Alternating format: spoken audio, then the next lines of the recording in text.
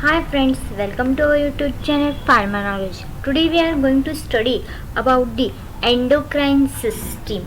आज हम endocrine system के बारे में पढ़ने वाले हैं। तो हमारे बॉडी में जो हार्मोन्स होते हैं, मीन्स जो केमिकल्स होते हैं जो रिएक्शन करते हैं, हमें कुछ लग जाए तो पता चलता है।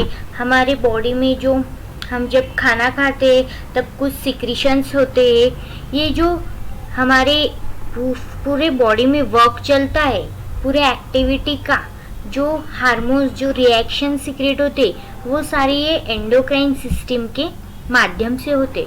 तो आज हम एंडोक्राइन सिस्टम के बारे में पढ़ेंगे। Then we are study today how to work endocrine system and their hormones and how many hormones are present in this system. okay let's start the video. The endocrine system consists of glands widely separated from each other with no physical connection. In our body, endocrine system widely spreaded glands from each other with no physical connection. Means हमारे body में जो gland है वो separately located है our body में और उनका कोई फिजिकली कनेक्शन नहीं है, फिर भी वो अपने रिएक्शन से देते रहते हैं। Endocrine glands are groups of secretory cells surrounded by an extensive network of capillaries that facilitate diffusion of hormones, chemical from the secretory cells into the bloodstream. Endocrine glands जो है वो एक ग्रुप है secretary sales का जो secretions करते हैं और ऐसे सेल्स इस ग्लैंड में कैपिलरी में लोकेटेड है। That diffusion of hormones from secretory cells into the blood stream, और जो सिक्रीशन होता है हार्मोन्स का वो डायरेक्टली हमारे ब्लड सर्कुलेशन में पहुंचता है। Okay, they are commonly referred at ductless gland. Endocrine system की जो ग्लैंड्स है उन्हें डक्टलेट्स ग्लैंड्स भी ऐसे कहते हैं because hormone diffuse directly into the blood stream, because hormones is released and directly go through in the blood circulation. So we are also called ductless gland. Then what I understand, endocrine system consists of glands which are secretory cells, network of capillaries and facilitates diffusion of hormones from the secretory cells into the directly blood circulation. Then understand what is endocrine system. Next one, then what is hormones? Hormones are then carried in the blood stream to target tissue and organs that may be quite distant, where they influence cellular growth and metabolism. Means hormones क्या करते हैं, हमारे blood circulation में जाते हैं, हमारे tissue तक organ तक पहुंचते हैं और वो इफेक्ट करते हैं कहाँ, हमारे बॉडी में मेटाबॉलिज्म हो रहा है, अगर हमारे सेल की ग्रोथ हो रही है वहाँ जाके हार्मोन से पहुंचते हैं और अपना इफेक्ट दिखाते हैं। Then what is hormones? Hormones are chemically substance produce by the endocrine signaling system. हमारे बॉडी में जो एंडोक्राइन सिस्टम है उसमें जो केमिकल सब्सटेंस प्रोड्यूस होते उन्हें हम हार्मोन्स कहते हैं। The control body process at every level for energy Uptake of a single cell to the whole body's rate of growth and development. Hormones means ये जो केमिकल है एंडोक्राइन सिस्टम, ये हमारे पूरी बॉडी के एनर्जी लेवल हो, work हो, growth हो, मेटाबॉलिज्म हो या डेवलपमेंट हो, इस सिचुएशन में या इस सिस्टम में ये पूरा काम जो है हमारे हार्मोन्स करते हैं और ये कहाँ से सीक्रेट होते हैं, एंडोक्राइन सिस्टम के ग्लैंड से। Okay, then next one,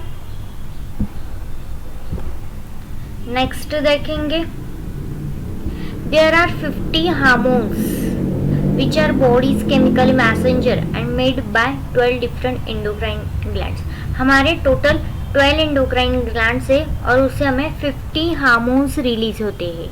These glands have no ducts but secrete their hormones directly into the blood, by which means by reach every cell in the body. There is no duct in present, but every hormones is released and directly go into the blood and they reach every cell in the body. Means हमारे body के हर एक cell में वो पहुंचते हैं. Hormones affect certain target tissues और organs and regulate their activities. कुछ हार्मोन्स जो होते हैं हम उनका वर्क होता है कि उन्हें उसी टारगेट को अचीव करना है, उसी सेल पे पहुंचना है, उसी ऑर्गन तक पहुंचना है और अपनी एक्टिविटी दिखाना है. फॉर एग्जाम्पल जो इंसुलिन है, इंसुलिन या हार्मोन हमारा ग्लूकोज मेंटेन करता है, ग्लूकोज लेवल मेंटेन करता है, एनर्जी लेवल मेंटेन करता है. तो पैनक्रियास से इंसुलिन जो हार्मोन्स रिलीज होता है उसका टारगेट वो यही रहता है कि वो ग्लूकोज मेंटेन करे. ओके, इस प्रकार इसके टारगेट होते हैं हार्मोन्स के. नेक्स्ट हम देखेंगे, अब ये डायग्राम है, हमारे कौन कौन से बॉडी पार्ट है. Pineal body, pituitary gland, thyroid gland, parathyroid gland, thymus gland, adrenal gland, pancreatic islet, ovaries in female and testes in male. Okay, इतनी हमारे बॉडी पार्ट में एंडोक्राइन सिस्टम के बॉडी पार्ट है. Let's pineal body, pituitary gland, thyroid gland, parathyroid gland, thymus gland, adrenal gland, pancreatic, ovaries and testis. आप इसका screenshot भी निकाल सकते हैं कि हमारे बॉडी में कहाँ कहाँ लोकेटेड है. ओके, नेक्स्ट हम वन बाय वन देखेंगे कौन कौन से है. Pituitary gland and hypothalamus, thyroid gland, parathyroid gland, adrenal gland, pancreatic islet, pineal gland, thymus gland, stomach, kidney, heart, ovary and intestine. There are 12 parts of endocrine system and 50 hormones are released by this system. Okay, अब हम next देखेंगे इनके primary functions कि कौन से function कौन सा gland ये दिखाता है. ये जस्ट प्राइमरी फंक्शन हम डिटेल में वन बाय वन स्टडी करने वाले हैं, बट हमें इंट्रो में वन बाय वन देखना है. ओके, पीनल ग्लैंड में control timing of reproduction and set day night rhythms. हमारा जो रिप्रोडक्शन है उसका टाइमिंग कंट्रोल करता है.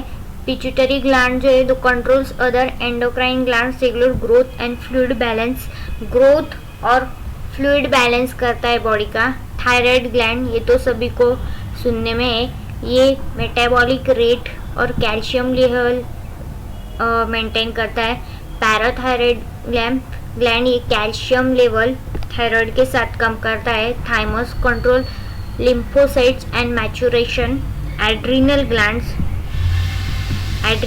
Glands water adjust water balance and metabolism and serious and respiratory system.